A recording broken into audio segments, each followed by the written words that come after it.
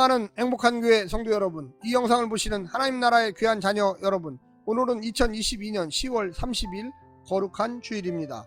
오늘 매일 성경 본문에서는 다윗이 인구를 조사한 뒤 하나님께서 이스라엘에 전염병을 보내시는 사건이 기록되어 있습니다. 다윗은 요압을 불러 이스라엘 전체 인구를 조사하라고 지시했습니다. 요압이 마지못해 인구를 조사하지만 선지자 갓이 다윗에게 와서 여호와로부터 어떤 종류의 벌을 받기 원하느냐고 질문합니다. 다윗이 전염병을 원한다고 하므로 전염병을 보내시니 이스라엘 사람 7만 명이 죽임을 당했습니다. 오늘 본문을 나누어 보겠습니다. 사무엘하 24장 1절부터 7절, 다윗의 명령, 다윗 마음 충동, 다윗의 명령, 요압의 반대와 다윗의 고집, 5절부터 9절, 요압의 인구조사 과정, 인구조사 결과, 10절부터 17절, 여호와의 징계, 다윗의 회개, 여호와의 명령, 갓의 제안, 전염병의 창궐, 여호와의 천사.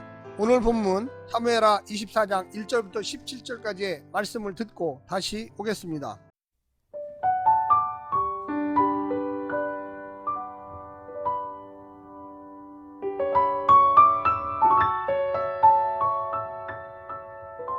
사무엘하 24장.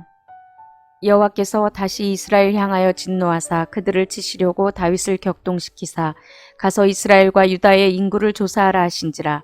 이에 왕이 그 곁에 있는 군사령관 요압에게 이르되 너는 이스라엘 모든 지파 가운데로 다니며 이제 단에서부터 브엘세바까지 인구를 조사하여 백성의 수를 내게 보고하라 하니, 요압이 왕께 아뢰되 이 백성이 얼마든지 왕의 하나님 여호와께서 100배나 더하게 하사 내 주 왕의 눈으로 보게 하시기를 원하나이다.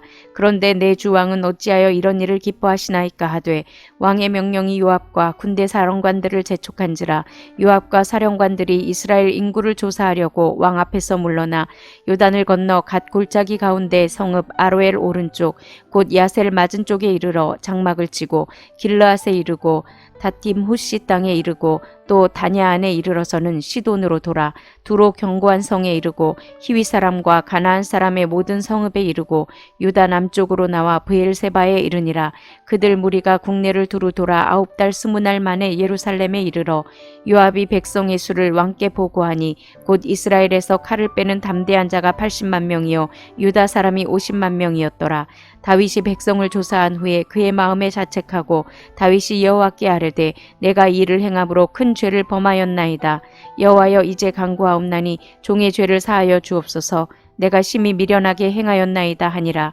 다윗이 아침에 일어날 때 여호와의 말씀이 다윗의 선견자 된 선지자 갓에게 임하여 이르시되, 가서 다윗에게 말하기를 여호와께서 이와 같이 말씀하시기를 내가 내게 3가지를 보이노니 너를 위하여 너는 그 중에서 하나를 택하라. 내가 그것을 내게 행하리라 하셨다 하라 하시니, 갓이 다윗에게 이르러 아뢰어 이르되 왕의 땅에 7년 기근이 있을 것이니까, 혹은 왕이 왕의 원수에게 쫓겨 10달 동안 그들 앞에서 도망하실 것이니까, 혹은 왕의 땅에 사흘 동안 전염병이 있을 것이니까 왕은 생각하여 보고 나를 보내신 이에게 무엇을 대답하게 하소서 하는지라.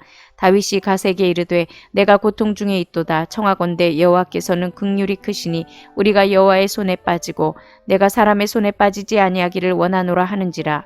이에 여호와께서 그 아침부터 정하신 때까지 전염병을 이스라엘에게 내리시니 단에서부터 브엘세바까지 백성의 죽은 자가 7만 명이라. 천사가 예루살렘을 향하여 그의 손을 들어 멸하려 하더니 여호와께서 이 재앙 내리심을 뉘우치사 백성을 멸하는 천사에게 이르시되 족하다, 이제는 내 손을 거두라 하시니, 여호와의 사자가 여부수 사람 아라우나의 타작 마당 곁에 있는지라. 다윗이 백성을 치는 천사를 보고 곧 여호와께 아뢰어 이르되 나는 범죄하였고 악을 행하였거니와 이 양무리는 무엇을 행하였나이까? 청하건대 주의 손으로 나와 내 아버지의 집을 치소서 하니라.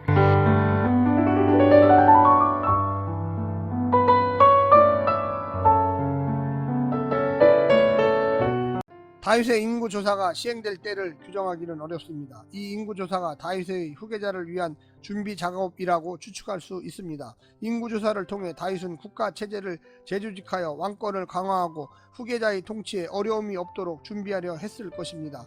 그러므로 다윗의 통치 말기에 이 조사가 이루어졌을 것입니다. 다윗을 이상화하기 위해 가능한 한 다윗의 죄를 기록하지 않는 역대기가 다윗의 인구조사 죄를 기록하는 이유는 이것이 성전 건축을 위한 토지 매입과 연결되기 때문입니다.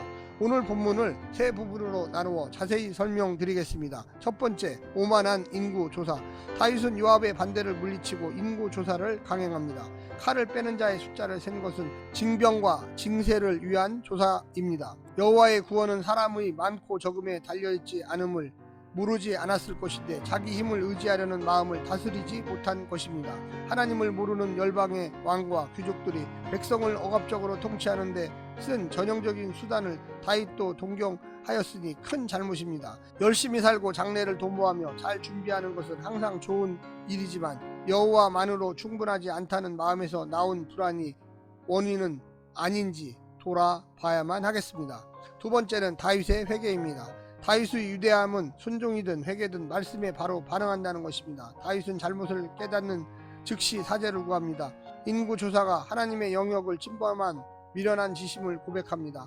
회개는 징계의 면제 요구가 아니며 용서는 죄의 묵과가 아닙니다. 재앙은 피할 수 없습니다. 하나님께서 제시한 세 재앙 중에 아무것도 정하지 않고 여호와께만 맡깁니다. 하나님의 처벌을 보고 다윗은 교만한 절대 군주의 모습에서 양을 위해 희생을 자처하는 목자와 왕으로 돌아옵니다.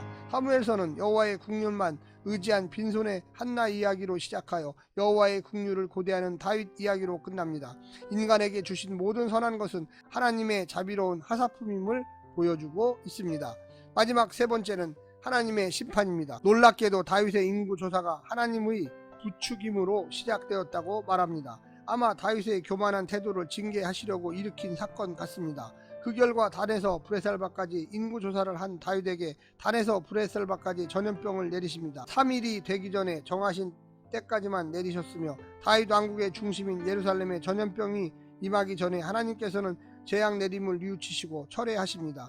다윗 왕국을 유지하는 유일한 원천은 하나님의 국률뿐이듯이 우리가 주 오실 때까지 주 앞에 서게 하는 것도 진실한 회개에 응답하시는 주의 국률뿐입니다. 사랑하는 성도 여러분, 오늘 하루도 말씀에 의지하여 승리하시고요. 오늘 본문을 다시 한번 읽어보면서 우리가 어떻게 전적으로 하나님만 의지하고 살 것인가를 생각하시기를 간절히 부탁합니다. 교만은 나쁜 것입니다. 교만은 하나님이 싫어하는 것입니다.